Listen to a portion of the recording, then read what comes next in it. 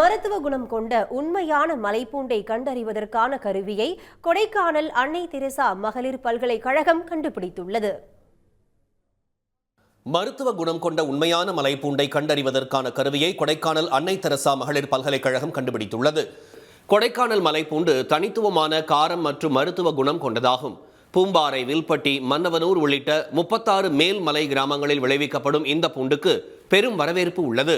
மருத்துவ குணம் நிறைய இருக்கு. அது ஒரிஜினல் மலைப்பூண்டு அது சிங்கப்பூர் பூண்டுன்னு இங்க சொல்லுவோம். அது மலை கிராமத்துல வரையும் வேற ஏரியாவில் விளையாது. ஊட்டியிலாம் கொண்டு போய் செக் பண்ணி பார்த்தாங்க, நட்டு செட் பண்ணாங்க, அதெல்லாம் வரல.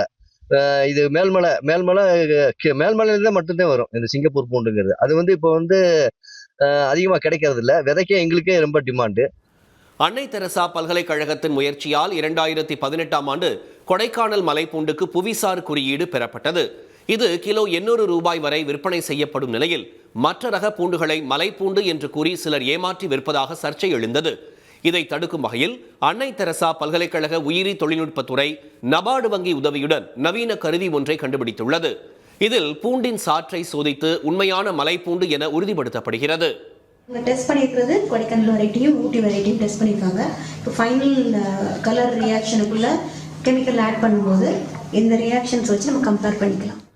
இந்த சோதனை பெட்டகம் 350 ரூபாய்க்கு விற்கப்படுகிறது.